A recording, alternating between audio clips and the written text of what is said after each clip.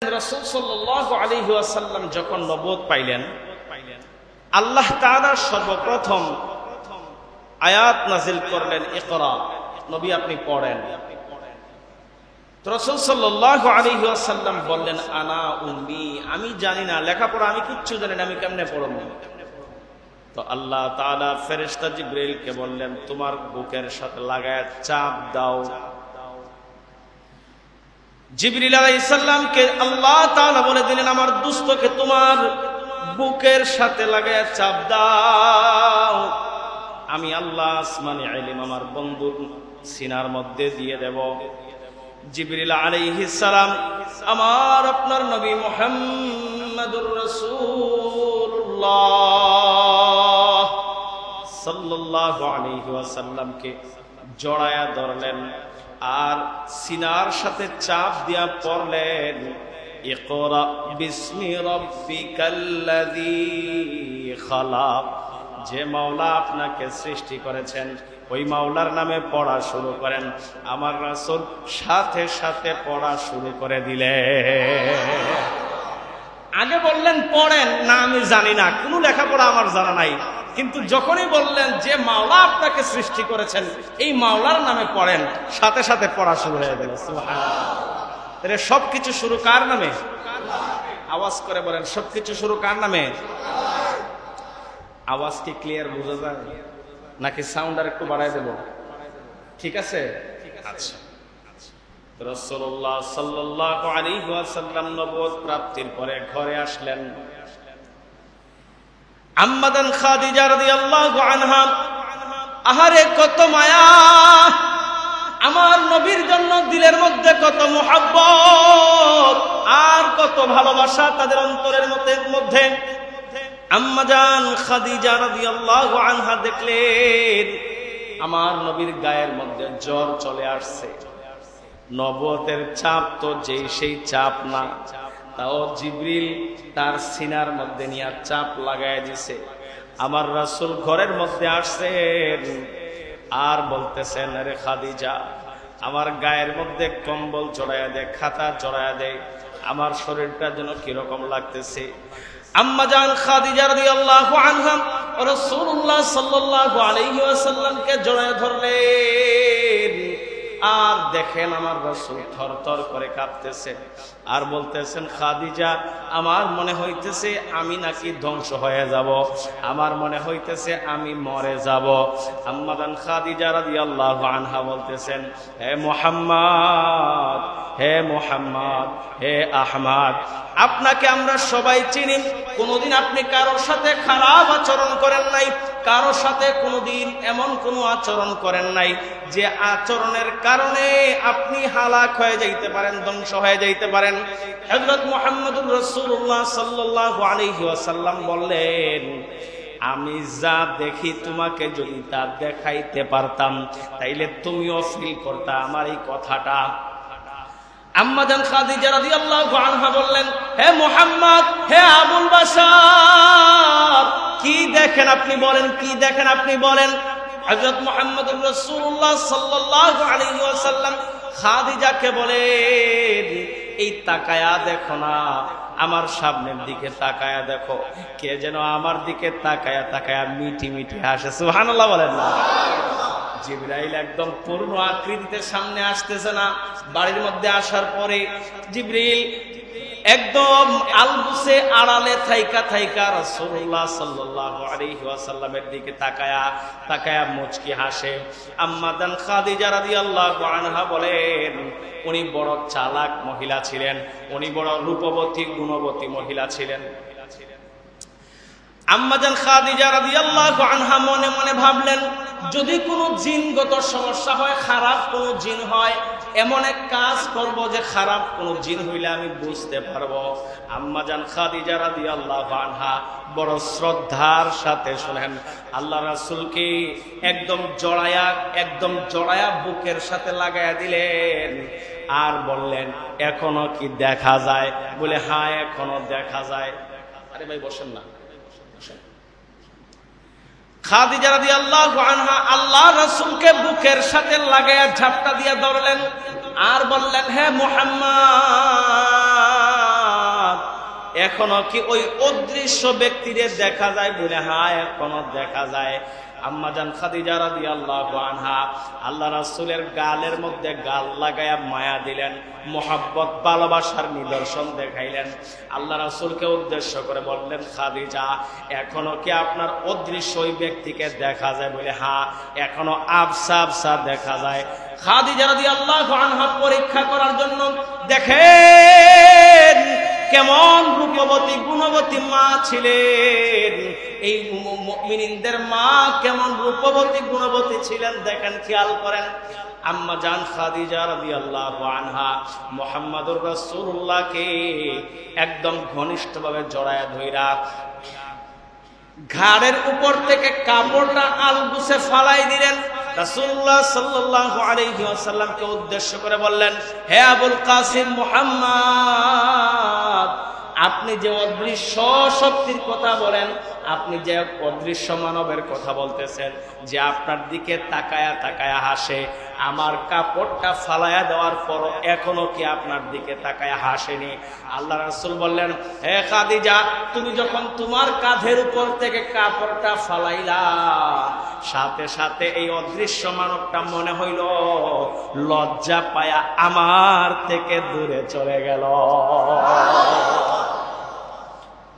খাদিজা রাদিয়াল্লাহু আনহা সাথে সাথে কাপড়টা টান দিয়া গায়ের মধ্যে জড়ায়া লইলেন আর বললেন, আবুল কাসিম মুহাম্মদ, আপনি টেনশনের কোনো কারণ নাই, আপনার চিন্তার কোনো কারণ নাই।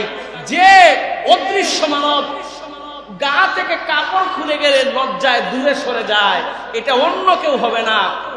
আমার মনে হয় এটা আল্লাহর পক্ষ থেকে আপনার কাছে পাঠানো কোনো বার্তাবাহকই হবে।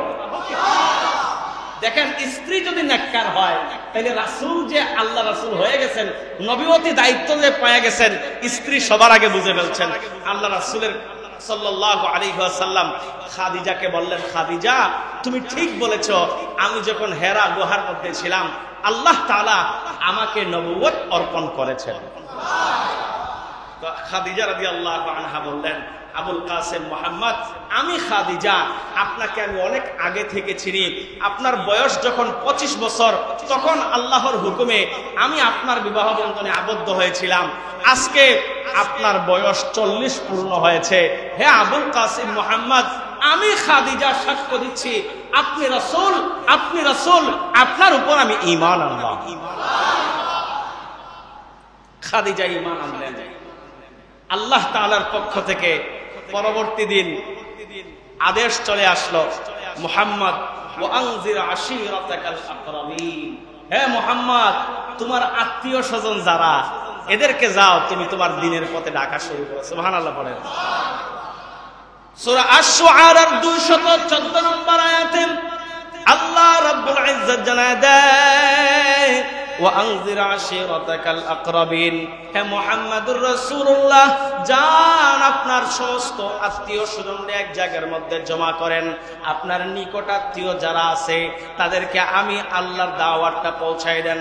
আল্লাহ রাসূল সাল্লাল্লাহু আলাইহি ওয়াসাল্লাম সাফা পাহাড়ের উপরে সমস্ত আত্মীয় স্বজনদের ডাকলেন আর বললেন, আরাআইতুম ইন আখবারতুকুম, হে আমার কওমের লোকেরা, আমি যদি তোমাদেরকে খবর দেই, আন্না খাইলান তাখরুজু মিন সাফই হাযাল জাবাল, এই যে পাহাড়ের পিছন থেকে কোন একটা বাহিনী কিছুক্ষণ পরে তোমাদের উপর আক্রমণ করবে, কোন একটা শত্রু দল তোমাদের উপর আক্রমণ করবে, আকুনতুম মুসাদ্দিকিন, তোমরা কি আমাকে বিশ্বাস করবা?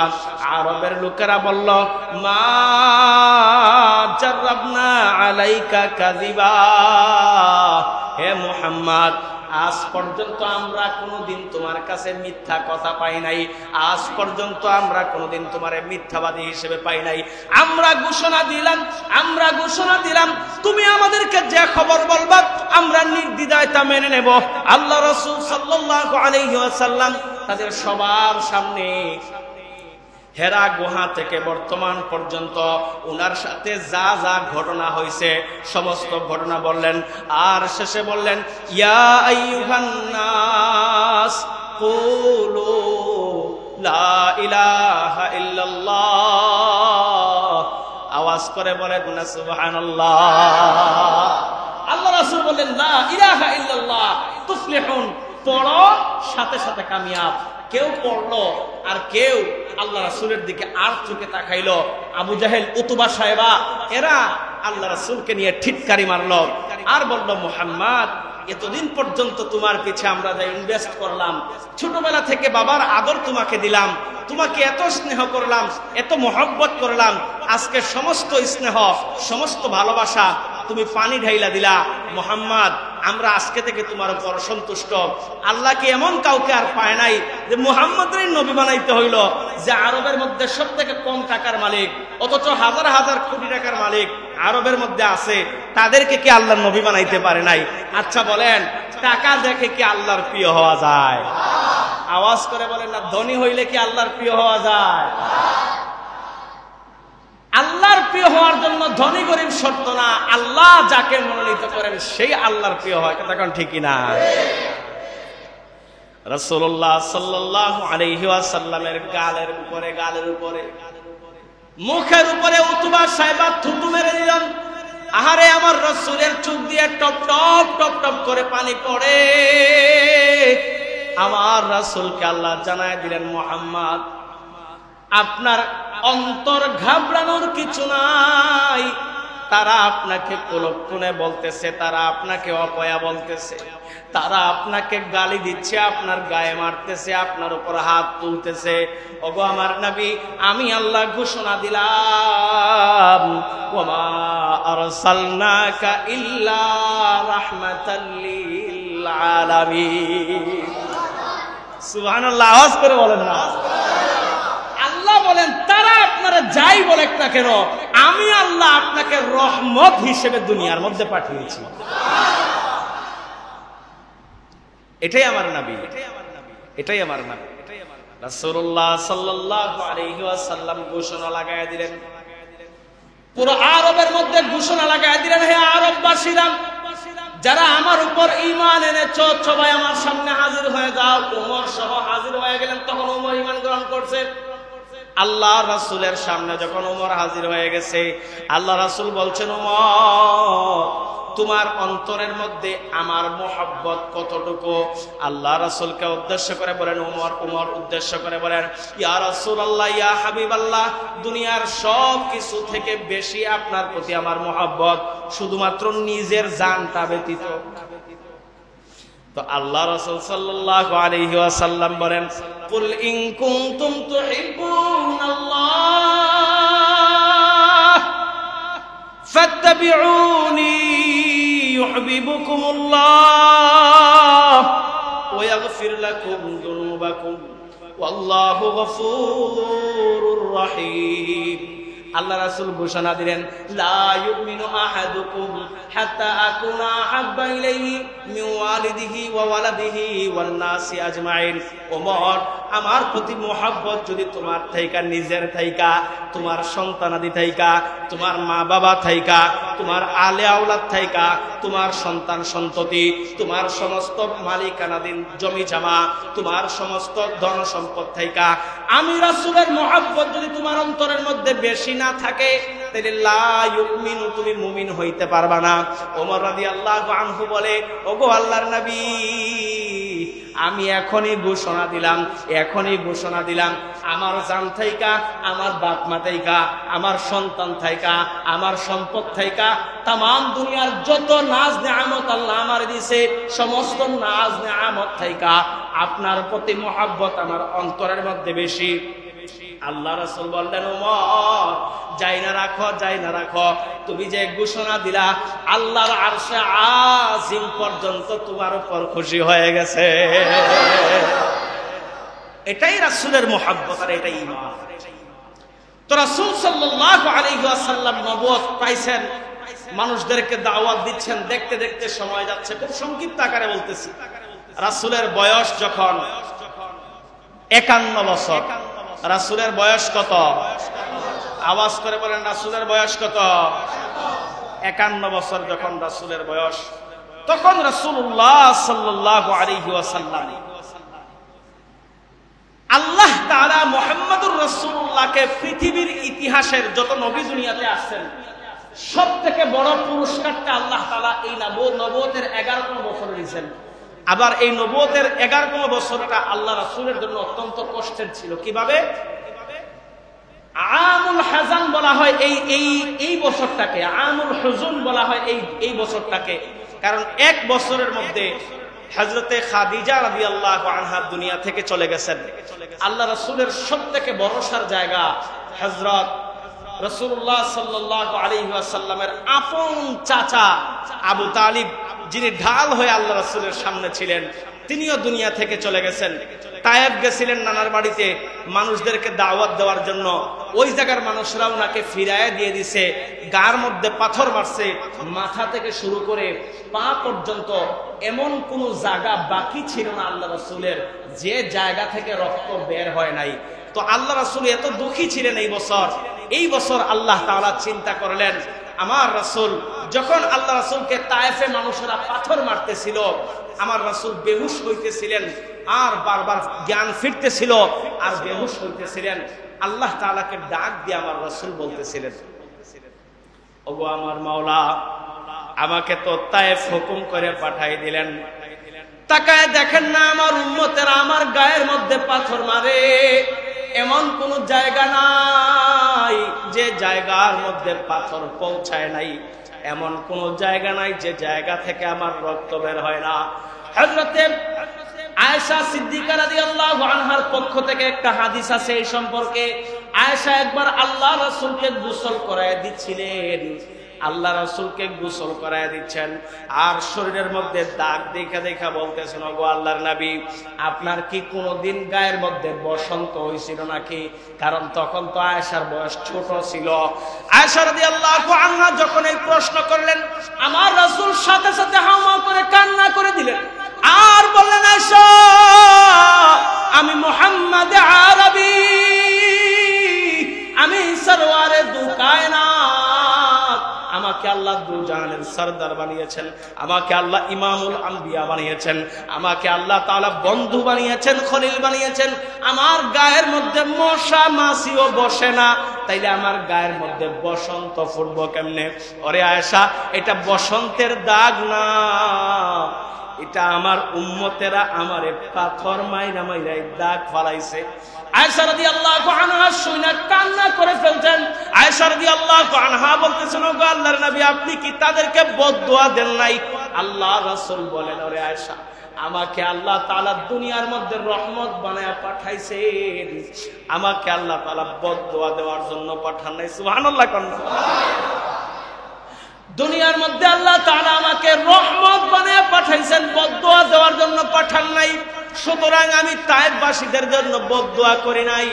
এরা এক সময় দ্বীনের ঝান্ডাকে সামনে আগাবে আর আখিরাতের ময়দানে আমার এই দাগগুলা দেখায়া এক একটা দাগের বিনিময়ে লক্ষ লক্ষ উম্মত আমি জান্নাতে ঢুকামু। এক একটা দাগের বিনিময়ে লক্ষ লক্ষকে আমি জান্নাতে ঢুকামু। ওসিলা দিয়া আল্লাহ আমার উম্মতরা মারছিল যে এটার বিনিময় দিবেন না আমারে আপনি? আল্লাহ বলবেন, কি চাও? বলে, আল্লাহ দেন না, এই জামাতটা দিয়া দেন জান্নাতে। এরকম দেখে দেখে যারা ফয়সালা হয়ে গেছে জাহান্নামী হওয়া, এদেরকে দেখে দেখে আমি ধরে ধরে জান্নাতে নিয়ে যাব। রাসূল সাল্লাল্লাহু আলাইহি ওয়াসাল্লামের বয়স যখন 51 বছর, রাসূলুল্লাহ সাল্লাল্লাহু আলাইহি ওয়াসাল্লামের বয়স যখন 51, আমুল হুজুন মানে এটা হলো গভীর সুখের বছর। আল্লাহ রাসূল সাল্লাল্লাহু আলাইহি ওয়াসাল্লাম তায়েফে গিয়ে মাইর খাইছেন। চাচা আবু তালেব দুনিয়া থেকে চলে গেছেন, হযরতে খাদিজা রাদিয়াল্লাহু আনহা দুনিয়া থেকে চলে গেছেন। আরে আমার রাসূল যেখানে বসে ওইখানে কান্না করে, যেখানে বসে ওইখানে কান্না করে, বিরহ ব্যথা অন্তরে আর জায়গা হয় না। আল্লাহ রাব্বুল ইজ্জত চিন্তা করলেন, আমার নবীর অন্তরের মধ্যে এত কষ্ট, আমার নবীকে আর দুনিয়ার মধ্যে আমি আল্লাহ সাধারণ পুরস্কার দিয়ে রাখবো না। আমার নবীকে দুনিয়া থেকে এমন একটা টান দেব, আমি আল্লাহর সামনাসামনি আইনা বসায়া পুরস্কার দিয়া খুশি বানাই দেব। কেমনে আল্লাহ তাআলা প্রসেস করলেন? রাসূলুল্লাহ সাল্লাল্লাহু আলাইহি ওয়াসাল্লাম উম্মে হানির ঘরে শোয়া আছেন। কাবা শরীফের পাশে এটা উম্মে হানির ঘরে শোয়া রাসূলুল্লাহ সাল্লাল্লাহু আলাইহি ওয়াসাল্লাম শুয়ে আছেন।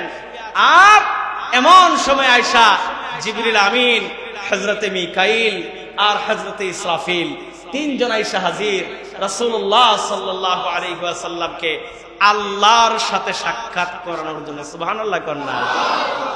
সবথেকে বড় পুরস্কার, নবুয়তের সবথেকে বড় পুরস্কার, এই উম্মতে মুহাম্মাদের জন্য সবথেকে বড় পুরস্কার আল্লাহ কিভাবে দিচ্ছেন দেখেন। উম্মে হানির ঘরে আমার রাসূল শোয়া, গভীর ঘুমে নিমজ্জিত। আর রাতের শেষ প্রহর, শেষ রাত, জিবরিল আইসা হাজির। সাধারণভাবে আসেন নাই। আমরা যখন কারো ঘরে প্রবেশ করি, ঘরের ছাদ ভাঙা প্রবেশ করি না দরজা দিয়া? কথা বুঝেন নাই মনে হয়।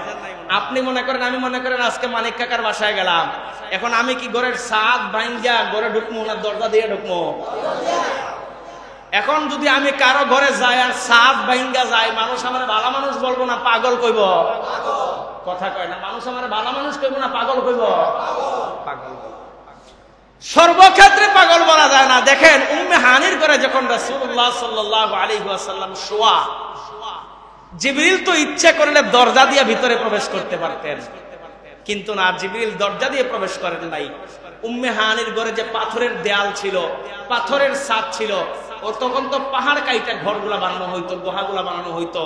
ওই ছাদ, পাথরের ছাদ, আল্লাহ রাসূল সাল্লাল্লাহু আলাইহি ওয়াসাল্লামের সাথে সাক্ষাতের জন্য জিবরিল আসছেন।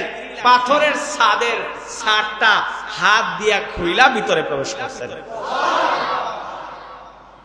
আল্লাহ রাসূল সাল্লাল্লাহু আলাইহি ওয়াসাল্লাম ঘুমেছিলেন। ঘুম থেকে আল্লাহ রাসূলকে জাগাইছেন। জাগায়া রাসূলুল্লাহ সাল্লাল্লাহু আলাইহি ওয়াসাল্লামকে বড় আদর করে জাগাইছেন। ইয়া রাসূলুল্লাহ, ইয়া হাবিবাল্লাহ, আল্লাহ আপনাকে তলব করছেন আল্লাহর দরবারে নিয়ে যাওয়ার জন্য, আল্লাহর খানকায় নিয়ে যাওয়ার জন্য, আল্লাহর সরাসরি সাক্ষাতে নিয়ে যাওয়ার জন্য। ওগো আল্লাহর নবী, আপনাকে নেওয়ার জন্য আমরা হাজির হয়ে গেছি। আমাদের দেশে একটা প্রবাদ আছে, বরকতের রাতে ঘুম বেশি আসে। কথা কোন ঠিক নেই? এই কথা কয় না। বরকতের রাতে কি বেশি আসে? ঘুম বেশি আসে। তো আল্লাহ রাসূল সাল্লাল্লাহু আলাইহি ওয়াসাল্লাম এত বেশি ঘুম আসতেছে যেটা বলার উপযোগী না। জিবরিল তুইলা বসায়, আল্লাহ রাসূল আবার বৈশা ঘুমায় যায়। সুবহানাল্লাহ। এটা প্রেম খেলা, এটা প্রেমের খেলা। জিবরিল টান দিয়া তুইলা বসায়, আল্লাহ রাসূল বসা থাকতে পারে না, আবার শুয়া ঘুম পড়ে। জিবরিল বলে এরকম আর হবে না।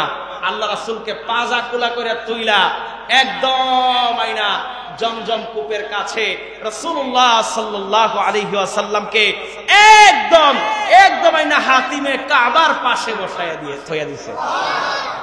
হাতিমে কাবার পাশে আইনা থইয়া দিছে। রাসূলুল্লাহ সাল্লাল্লাহু আলাইহি ওয়াসাল্লাম হাতিমে কাবার পাশে আইসাও আর বসা থাকতে পারে না, এখানে শুয়া ঘুমায় গেছে।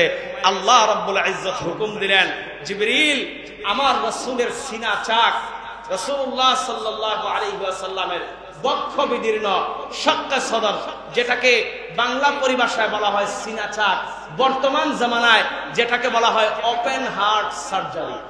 ওপেন হার্ট বলে নাকি? Open heart. তবে মানুষের হার্ট ব্লক হইলে, হার্ট ফেল হইলে ওপেন হার্ট সার্জারি হয়। আল্লাহ রাসূলের সিনা চাক বক্ষ বিদীর্ণ করা বা আল্লাহ রাসূলের শাক্কা সদর, এটা হওয়ার কারণ ছিল সম্পূর্ণ ভিন্ন। কি কারণ আসার সামনে আমরা বলতেছি ইনশাআল্লাহ। দেখেন রাসূলুল্লাহ সাল্লাল্লাহু আলাইহি ওয়াসাল্লামের একদম শরীরটাকে দুই টুকরা করে ফেলা হইল, বুকটাকে দুই টুকরা করে ফেলা হইল। দুইটা পাতিলা আনা হইছে, একটা পাতিলা স্বর্ণের, একটা পাতিলা রূপের। আল্লাহ রাসূলের যত হাড় যা ছিল, হাড় গোর্দা থিলু যা ছিল, সব বের কইরা স্বর্ণের পাতিলার মধ্যে রাখা হইল অথবা রূপের পাতিলার মধ্যে রাখা হইল। আর ঈমান আর হিকমত যত আল্লাহর পক্ষ থেকে ঈমানি নূর ছিল, সবগুলার রূপের পাতিলার মধ্যে রাখা হইল। এরপরে আল্লাহর হুকুমে জমজমের পানি দিয়া ওই হাড় তিলু গুর্দা যা আছে সবগুলারে ভালো মতো ধুইয়া আবার জায়গা মতো দিয়া আবার এটাকে সিঁড়িরা করে লাগাই দেওয়া হইল। আচ্ছা বলেন তো, বর্তমান জামানায় তো যদি আপনি ওপেন হার্ট সার্জারি না থাকতো, তাহলে এই হাদিস এটা আপনাদের সামনে বললে আপনারা বিশ্বাসই করতেন না। কথা কোন ঠিক কিনা? মনে রাখবেন, বিজ্ঞান বর্তমান জামানায় যা দেখাচ্ছে এগুলা মুসলমানদের আমদানিকৃত। কিভাবে আল্লাহ তাআলা হাতে কলমে সবকিছু দেখায় দিয়েছেন। ওই আল্লাহ রাসূলকে জীবনে 4 বার সিনা চাক করা হয়েছে, শক্কে সদর করা হয়েছে। ওইটা দেখা, এটা থেকে গবেষণা কইরা বিজ্ঞানীরা দেখছে যে অবশ্যই মানুষকে যদি ওপেন হার্ট সার্জারি করা হয় মানুষের কোনো ক্ষতি হয়। এটার প্রমাণ আল্লাহ রাসূল সাল্লাল্লাহু আলাইহি ওয়াসাল্লাম। যদি সাকসেসফুল অপারেশন করা যায়, রাসূলুল্লাহ সাল্লাল্লাহু আলাইহি ওয়াসাল্লামকে ওপেন হার্ট সার্জারি করার পরে যেন আল্লাহ রাসূলকে ওপেন হার্ট সার্জারি এজন্য করা হইতো যেন দুনিয়াবি কোনো মায়া, দুনিয়াবি কোনো ভালোবাসা, দুনিয়াবি কোনো ময়লা, দুনিয়াবি কোনো আবর্জনা আমার রাসূলের অন্তরের মধ্যে যেন স্থান না পায়। এজন্য আমার রাসূলকে ছোটবেলা থেকে শুরু কইরা একদম মৃত্যুর আগ পর্যন্ত আল্লাহ তাআলা মোট কয়বার, আওয়াজ করে বলেন না কয়বার? 4 বার আল্লাহ তাআলা ওপেন হার্ট সার্জারি করেন। আল্লাহ তাআলা জমজমের পানি দিয়া ধৌত করাইছেন। দুনিয়ার মুফাসসিরিনে কেরামরা বলেন দুনিয়ার জন্য হাউজে কাউসারের পানি থেকে জমজমের পানি উত্তম। সুবহানাল্লাহ। এটা কিছু মুফাসসিরিনে কেরামরা বলেন, আমি যা বলি বানায়া বলতেছি না, কিতাবের কথা বলতেছি। তো কিছু মুফাসসিরিনে কেরামরা বলেন যে দুইটা কথা এখানে, দুনিয়ার জন্য জমজম উত্তম আর আখিরাতের জন্য হাউজে কাউসার উত্তম। সুবহানাল্লাহ কন্যা।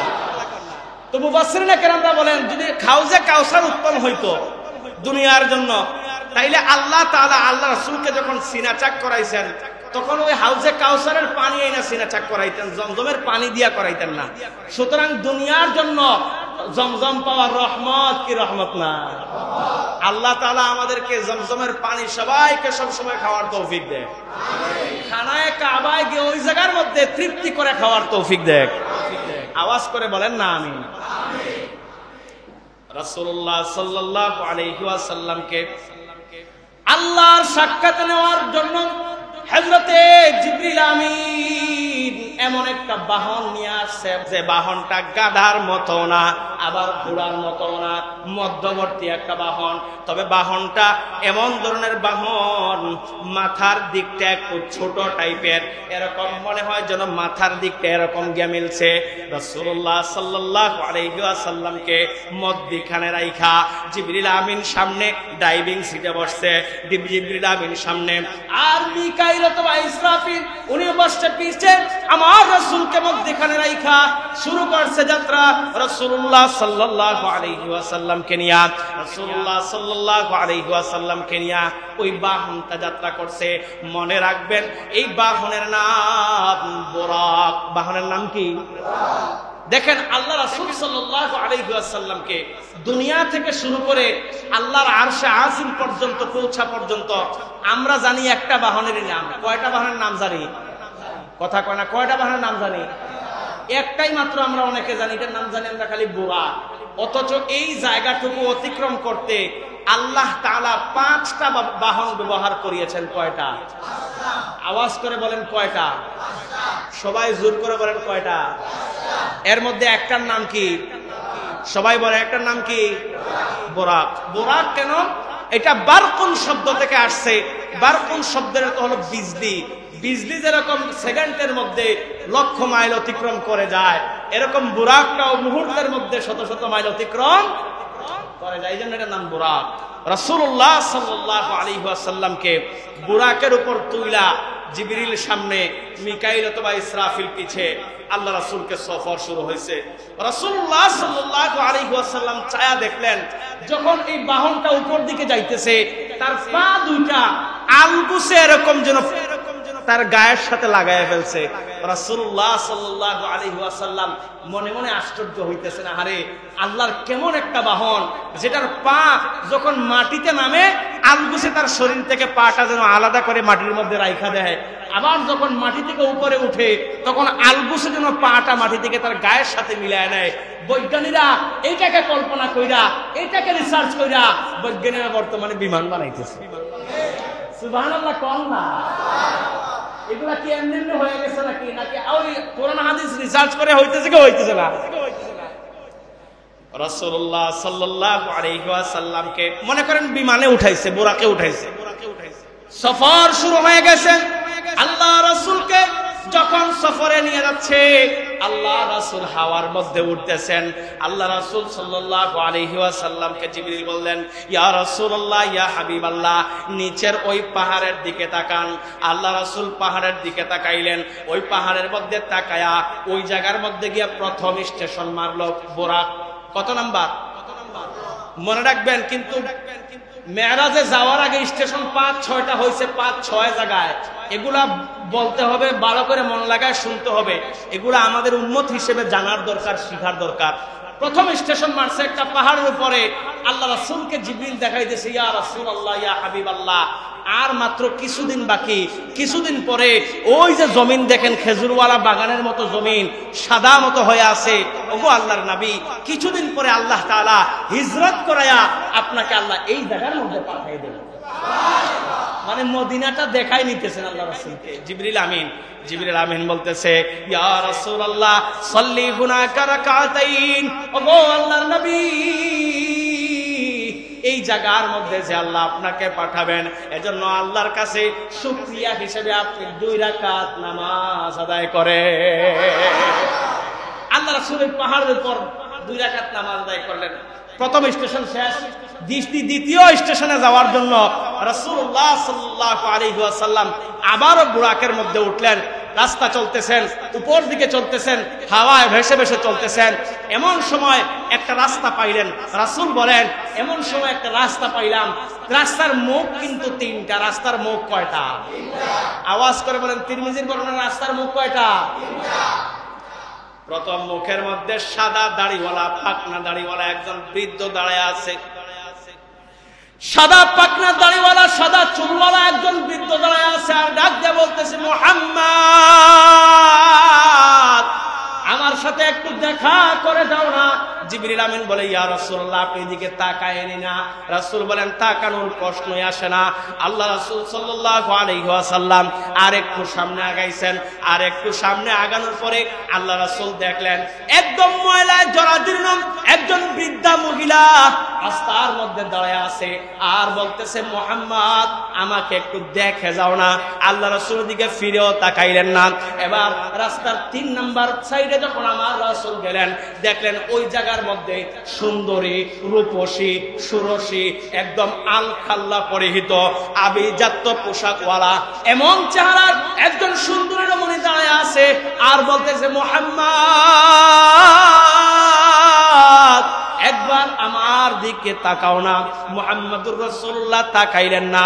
আল্লাহ রাসূল বললেন, লাম্মা ইলতাফাত ফালাম আলতাফিতু ইলাইয়া, আমি কোনদিন কসমিন কালামের দিকে তাকাবো না। জিবরাইলকে ডাক দিয়ে বললেন, জিবরাইল, এই যে 3 জন ব্যক্তির সাক্ষাৎ পাইলাম, এরা কারা? তুমি তো আমারে পরিচয় করাই দিলেন না। জিবরিল আলাইহিস সালাম বললেন, ওগো আল্লাহর নবী, আপনি এদিকে তাকান নাই, বড় ভালো কাজ করছেন। প্রথম যে বৃদ্ধ ব্যক্তির লাগাল পাইছিলেন, এটা আর কেউ না, এটা আর কেউ না, এটা আপনার উম্মতকে ধোঁকা দেনেওয়ালা শয়তান। নাউযুবিল্লাহ। রাসূলুল্লাহ সাল্লাল্লাহু আলাইহি ওয়াসাল্লামকে জিবরিল ডাক দিয়ে বলতেছে, গো আল্লাহর নবী, আর যে একজন জরাজীর্ণ শরীরওয়ালা একজন বৃদ্ধা মহিলাকে দেখছেন, ওগো আল্লাহর নবী, এটা আর কেউ না, আপনার উম্মতের নেক আমল। আপনার উম্মত এত পরিমাণ খারাপ আমল করতেছে, একজন বুড়া বুড়ির যেরকম কোন ডেট থাকে না, কোনো দাম থাকে না, আপনার উম্মতের আমল গুলোর এরকম দাম নাই। ওগো আল্লাহর নবী, এরা ঠিক মতো না, এরা ঠিক মতো কোনো কাজ করে না, এজন্য তাদের আমলের হলো এই অবস্থা। অথবা মুফাসসিরিনে কেরামরা বলেন, এখানে আরেকটা মতামত দিয়েছেন মুফাসসিরিনে কেরামরা, এই বৃদ্ধা মহিলাকে দেখায়া আল্লাহ বুঝাইলেন, ওগো নবী, আর বেশি দিন বাকি নাই, আর বেশি দিন বাকি নাই। বৃদ্ধা যেরকম শেষ বয়সে চলে আসছে, দুনিয়াও এরকম শেষ বয়সে চলে আসছে। আল্লাহ রাসূল বললেন, আর 3 নাম্বার যে সুন্দর সুরসী মহিলা, আল্লাহ রাসূলকে জিবরিল আমিন বললেন, ওগো আল্লাহর নবী, আপনি এটার দিকে না তাকায় বড় ভালো কাজ করছেন। আপনি যদি এটার দিকে তাকাইতেন, তাইলে এটা হলো রঙিন দুনিয়া, দুনিয়ার মায়া, দুনিয়ার মহব্বত আল্লাহ তাআলা সুন্দরীর বেশে আপনার সামনে হাজির করছে। যদি আপনি এটার দিকে তাকাইতেন, তাইলে আপনার যত উম্মত দুনিয়ার মধ্যে আসলো, সবগুলা উম্মত মহিলা পাগলা হয়ে যাইত। বুঝেন নাই? সবগুলা উম্মত কি পাগল হয়ে যেত? মহিলাদের পাগল হয়ে যেত। যদিও গো আল্লাহর নবী একদল এমনিতেই নারীদের পাগল থাকবে, কিন্তু এরপরও আল্লাহ তাআলা আপনার উম্মতদের মধ্যে এমন একদল ব্যক্তি বানাবেন যারা থাকবে মানাজিল, তাদের অন্তর থাকবে এত পরিমাণ উঁচা আনাজিল, এত পরিমাণ উঁচা থাকবে তাদের অন্তর।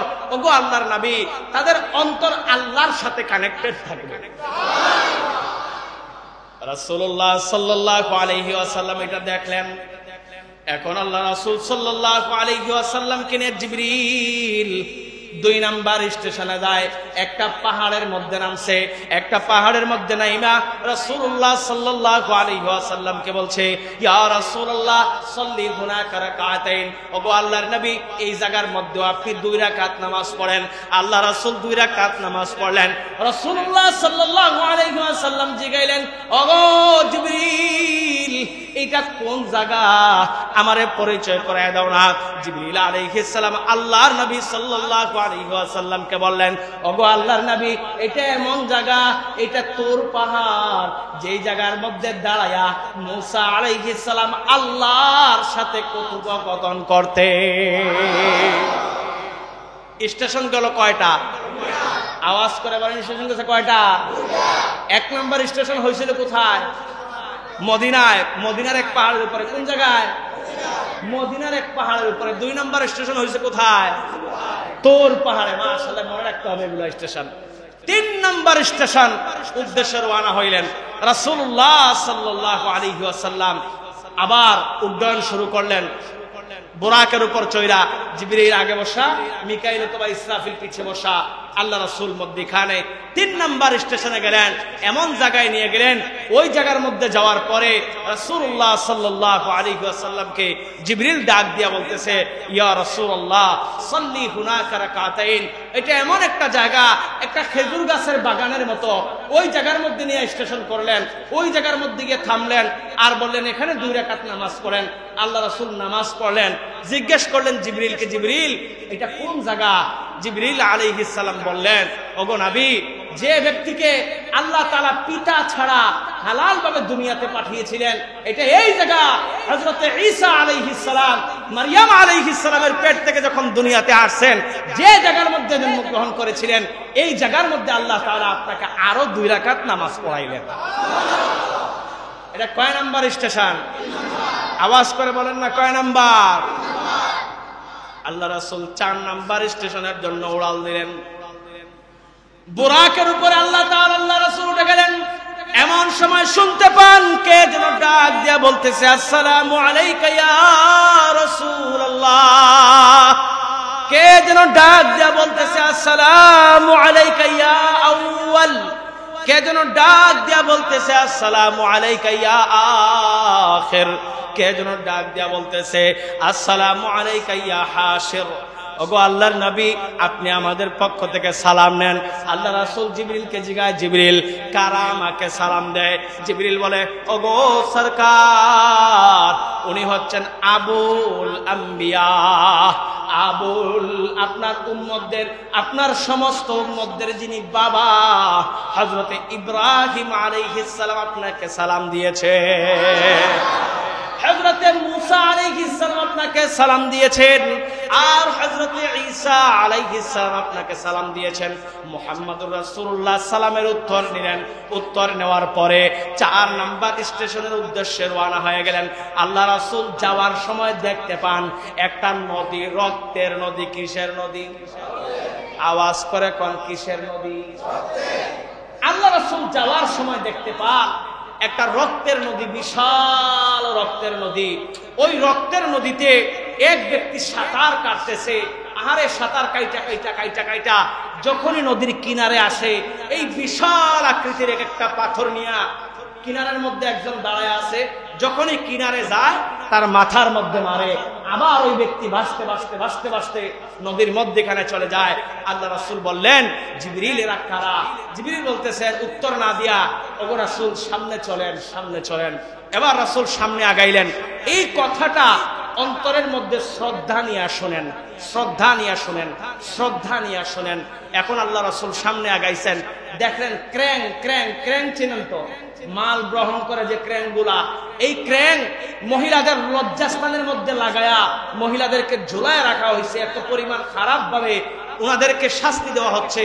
আল্লাহ রাসূল ডাক দিয়া দিয়া বললেন, জিবরিল, এদেরকে এত খারাপ ভাবে, এত জঘন্যভাবে শাস্তি দেওয়া হচ্ছে কেন? জিবরিল বললেন, ওগো রাসূল, সামনে চলেন, সামনে চলেন। এরপরে আল্লাহ রাসূল সামনে আগাইতেছেন, দেখতে থাকলেন একদল ব্যক্তি তার নিজে নিজে তার ডান গালটা নিজে নিজে টাইনা টাইনা ছিঁড়তেছে, লোহার কেচি দিয়া টাইনা টাইনা টাইনা টাইনা ছিঁড়তেছে।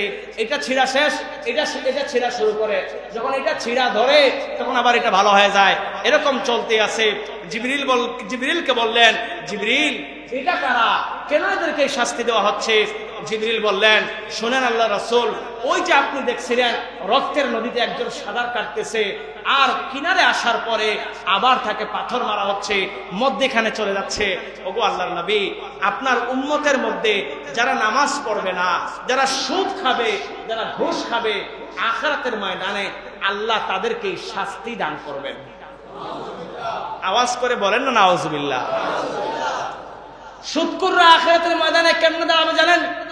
কোটি কোটি মানুষরা আখিরাতের ময়দানে থাকবে, কোটি কোটি মানুষরা, কিন্তু সুদখোরদের পেট থাকবে সব থেকে বড়, বুতুনুহুম কাল বুয়ুত, বুতুনুহুম কাল বুয়ুত, তার পেটটা ঘরের মতো বড় বড় হয়ে যাবে, এক একটা বিশাল বিল্ডিং এর মতো বড় বড় হয়ে যাবে।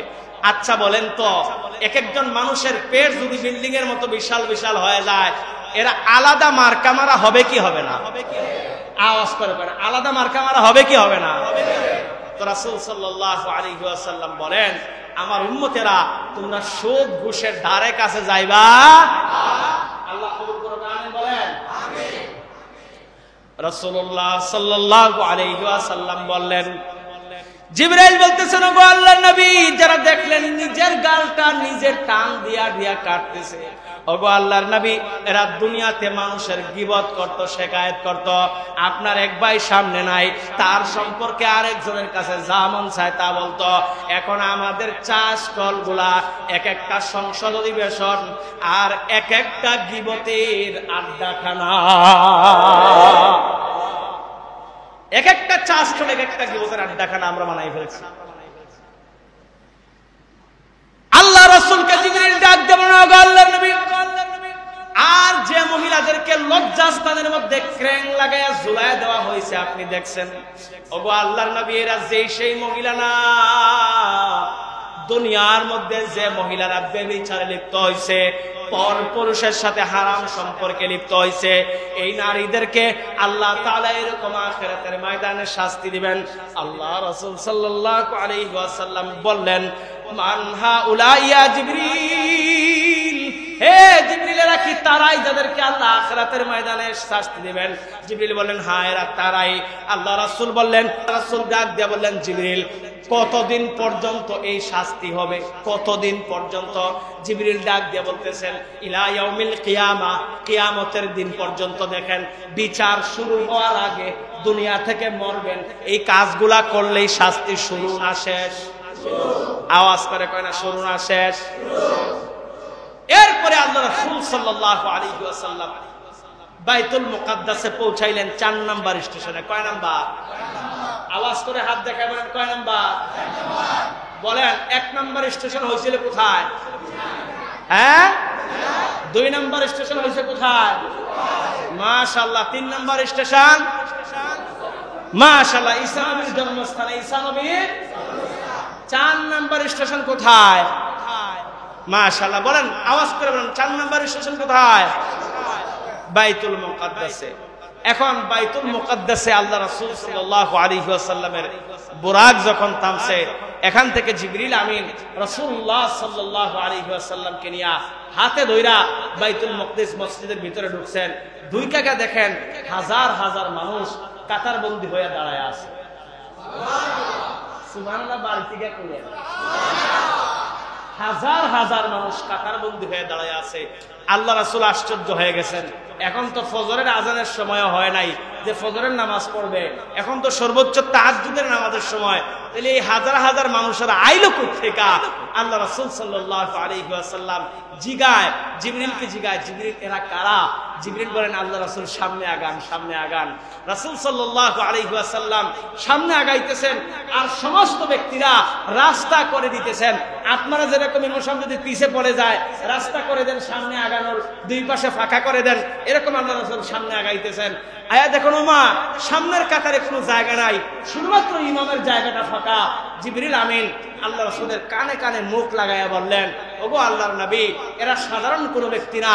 দুনিয়ার শুরু থেকে নিয়ে আপনি আসার আগ পর্যন্ত যত নবী রাসূল দুনিয়ার মধ্যে আসছিলেন, সমস্ত নবী রাসূলকে আল্লাহ এই জায়গার মধ্যে হাজির করে দিয়েছেন।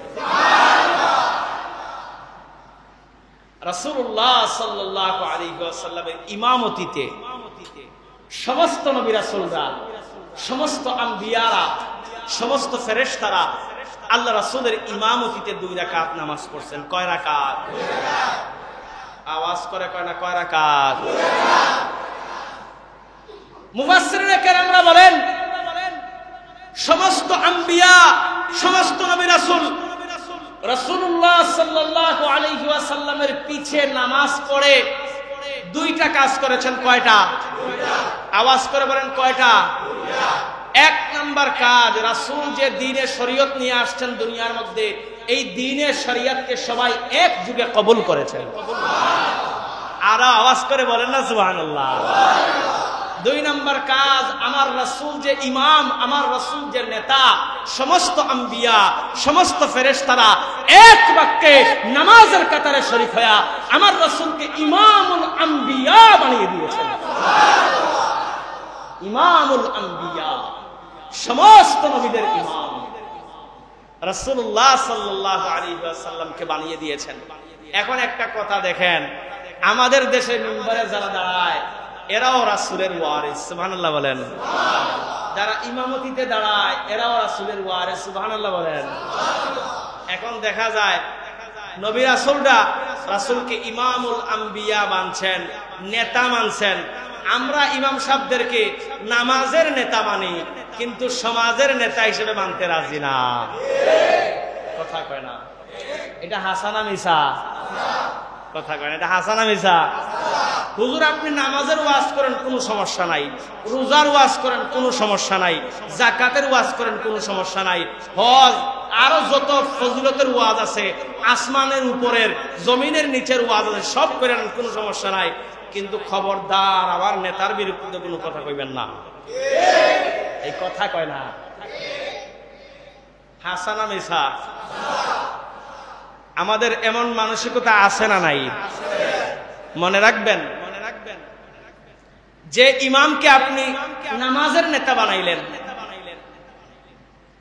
যে ইমামকে আপনি আপনার জায়নামাজের নেতা বানাইলেন, যে ইমামকে আপনি আপনার আল্লাহর সাথে সম্পর্কযুক্ত হওয়ার নেতা বানাইলেন, যে ইমামকে আপনি আপনার খোদার মহব্বত হওয়ার নজরিয়া বানাইলেন, যে ইমামকে আপনি আল্লাহর সাথে সম্পর্ক জুড়ার ওয়াসিতা বানাইলেন, ইমামকে তো মসজিদের নেতা বানাইলেন, কিন্তু জীবনের নেতা বানান নাই বিধায় এটা আল্লাহর সাথে ধোঁকাবাজি করলেন। কিভাবে? ইমাম যে আপনার মেম্বার হন লাগবে, চেয়ারম্যান হন লাগবে এমন কোনো কথা না। কয়দিন এমন হয়েছে, আমি ছোট মানুষ, আমার কথা আমি বলতেছি না, কয়দিন এমন হয়েছে মনে করেন আপনাদের কেন্দ্রীয় ওই মসজিদের হুজুর শিকদার সাহেব অনেক বছর এই এলাকায়, কয়দিন এমন হয়েছে যে আপনার ব্যক্তিগত জীবনের সুকুনতের জন্য, সমাধানের জন্য কোন একটা বিষয় ইমাম সাহেবের কাছে গেছেন? জান এলাকার কাউন্সিলরের কাছে, মেম্বারের কাছে, চেয়ারম্যানের কাছে, কথা কোন ঠিক নেই। আমাদের সমাজ ব্যবস্থাটা এমন হয়ে গেছে। মনে রাখবেন, যেই দিন বিচার সালিশের জন্য ইমাম সাহেবের কাছে আবার আসবে মানুষ, যেই দিন সমাজের নিরাপত্তার জন্য ইমাম সাহেবের পক্ষ থেকে ফায়সালা যাবে, কেউ গান বাজনা এলাকায় করলে ইমাম সাহেব মসজিদে বসে ফায়সালা দেবে, এরই শাস্তি দেন সবাই মিল্লা। এরকম যখন আবার সমস্ত মিম্বারগুলো এরকম হবে, ওই দিন দুনিয়াতে শান্তি আসবে। এর আগ পর্যন্ত যেরকম আমরা পাছায় আগুন লাগায় দৌড়াইতেছি, কিয়ামত চলে আসবে এরকম পাছায় আগুন লাগাই আমাদের দৌড়াইতে হবে। এটা আমার কথা না, এটা রাসূলের বলে যাওয়া কথা। চাটাইয়ের মিম্বারে বসে অর্ধ পৃথিবী শাসন করেছেন কি করেন নাই? এই কথা বলেন না, করছেন কি করেন নাই? এমনও দিন গেছে এই মিম্বারগুলোর হালাত, আল্লাহ তাআলা আমাদেরকে দিনের জন্য কবুল করে আমিন বলেন। এখন নামাজের শেষে আদম আলাইহিস সালাম সভাপতি, ইব্রাহিম আলাইহিস সালাম উপস্থাপক এবং মুহাম্মদুর রাসূলুল্লাহ প্রধান অতিথি কইরা মসজিদের ডান পাশে, মসজিদের কোন পাশে? আওয়াজ করে বলেন না, কোন পাশে? বাইতুল মাকদিস মসজিদের ডান পাশে হযরতে আদম আলাইহিস সালামের সভাপতিতে, হযরতে ইব্রাহিম আলাইহিস সালামের উপস্থাপনায় আল্লাহ রাসূল সাল্লাল্লাহু আলাইহি ওয়াসাল্লামকে একটা সংবর্ধনা আয়োজন করা হয়েছে। রাসূলুল্লাহ সাল্লাল্লাহু আলাইহি ওয়াসাল্লাম ওই মজলিসে যখন হাজির হয়েছেন, তখন আদম আলাইহিস সালাম ভাষণ দিচ্ছেন, আলহামদুলিল্লাহিল্লাযী জাআলানি আবাকুম। আমি আমার মাওলা পাকের শুকরিয়া আদায় করতেছি যে আমার মাওলা পাক আমাকে তোমাদের সবার বাবা হিসেবে কবুল করেছেন। আর আমি আমার মাওলার শুকরিয়া আদায় করতেছি আমার সন্তানদের মধ্যে মুহাম্মাদুর রাসূলুল্লাহকে কবুল করেছে। আদম আলাইহিস সালাম বক্তব্য দিলেন, হযরতে ইব্রাহিম আলাইহিস সালাম উপস্থাপনা করার শেষে আমার নবী এমন একটা বক্তব্য দিলেন, বক্তব্য শোনার পরে সমস্ত নবী, সমস্ত আম্বিয়া, সমস্ত গস, সমস্ত কুতুব যারা এখানে হাজির ছিলেন সবাই এক বাক্যে বলতে থাকলেন, এই কারণে মুহাম্মাদুর রাসূলুল্লাহকে আমার আল্লাহ তার হাবিব হিসেবে কবুল করেছে। বক্তব্য শুনে ভিতরে কি আছে কি না আছে বোঝা যায় কি যায় না? মানুষের কথা শুনে বোঝা যায় না তার ভিতরে কি আছে না আছে? তো আল্লাহ রাসূলের কথা শুনাই নবীরা বলতেছে, এই কারণেই উনাকে আল্লাহ তাআলা হাবিব হিসেবে ঘোষণা দিয়েছেন। এখন মেরাজ সফর শুরু, এখান থেকে অনুষ্ঠান শেষ। এখন দেখা গেছে জিবরিল আরেকটা বাহন নিয়ে হাজির হয়ে গেছেন। সুবহানাল্লাহ না? এই বাহনের নাম কি জানেননি? এই বাহনের নাম হচ্ছে জিনাহ। জিনাহ শব্দটা, জিনাহ, জিনাহ শব্দের অর্থ হলো লিফট। জিনাহ শব্দের অর্থ কি? লিফট। এই লিফটের মধ্যে, আচ্ছা বলেন, আগের বাহনের নাম কি ছিল? আওয়াজ করে কোন আগের বাহনের নাম কি ছিল? বুরাক। এখন মনে করেন আপনি টঙ্গী হসপিটালে গেছেন, আপনার রোগীর অবস্থা বেশি ভালো না, আপনি হুইল চেয়ারে বসাইছেন। এখন হুইল চেয়ার দিয়ে যদি লিফটে করে নিয়ে যান, বলে কি রোগীর তো অবস্থা ছিল খারাপ, নিলেন কেমনে? বলে হুইল চেয়ারে। নিছেন কেমনে? কয় না এমনে, এমনে কয় কি কয় না? আমরাও এরকম দেশের মানুষেরা যে কয়টাই বাহন ব্যবহার হোক না কে, আমাদের মুখে মুখে প্রচার হয়ে গেছে বুরাকে। কেমনে? তো যেমনি হোক বাহন পাঁচটার নাম বলতেছি, এই বুরাক সহ লিফটের ভিতরে ঢুকাইছেন জিবরিল আমিন আলাইহিস সালাম। এখান থেকে প্রথম আসমানের উদ্দেশ্যে রওনা হয়েছেন। সুবহানাল্লাহ বলেন। এরপরে কি আরো শুনতে চান? কথা কয় না। এরপরে কি আরো শুনতে চান? প্রথম আসমানে বড় মারাত্মক এক ঘটনা হয়ে গেছে। প্রথম আসমানে মারাত্মক এক ঘটনা হয়ে গেছে। প্রথম আসমানের যে দায়িত্বরত ফেরেশতা, এই ফেরেশতার নাম ইসমাঈল। এই ফেরেশতার অধীনে 12,000 ফেরেশতা কাজ করেন। আজকে একটা অঙ্ক আপনাদেরকে দিয়ে দিই, অঙ্কটা আগামী সপ্তাহ মিলিয়ে বলবেন। আইসা 3 জনকে পুরস্কার দেওয়া হবে ইনশাআল্লাহ, অঙ্কটা মিলিয়ে বলতে পারলে। প্রথম আসমানের ফেরেশতার নাম কি? আওয়াজ করে বলেন, কি নাম? ইসমাঈলের অধীনে কত হাজার ফেরেশতা কাজ করেন? এই 12,000 ফেরেশতার প্রত্যেকের অধীনে 1 লক্ষ করে ফেরেশতা কাজ করেন। কত লক্ষ? তাহলে আগামী সপ্তাহ মিলে আইসেন এখন ক্যালকুলেটর মাইরা, যে ইসমাঈলের দায়িত্বে আছে 12,000, এই 12,000 এর প্রত্যেকজনের দায়িত্বে আছে 1 লক্ষ করে ফেরেশতা। কতজন ফেরেশতা প্রথম আসমানের দরজার দায়িত্বে আছে, এটা আগামী সপ্তাহে মিলে আইসেন ইনশাআল্লাহ। প্রথম আসমানে কি হইল, কেমনে অনুমতি নিলেন, কেমনে ঢুকলেন, দ্বিতীয় আসমানে কার সাথে সাক্ষাৎ হইল, তৃতীয় আসমানে কার সাথে সাক্ষাৎ হইল, চতুর্থ আসমানে কার সাথে সাক্ষাৎ হইল, পঞ্চম ষষ্ঠ সপ্তম আসমানে কার সাথে সাক্ষাৎ হইল, এরপরে কেমনে আমার মাওলার আরশে আজিমে গেলেন, কেমনে সিদরাতুল মুনতাহায় গেলেন, কেমনে মাওলা নিজের হাতে পর্দা সরাইলেন, কেমনে আমার রাসূলকে তার সামনে বসাইলেন, কেমনে হাদিয়া দিলেন, কেমনে তোহফা দিলেন, কেমনে আমার রাসূল দুনিয়ার মধ্যে ফিরে আসলেন, জানা দরকার আছে।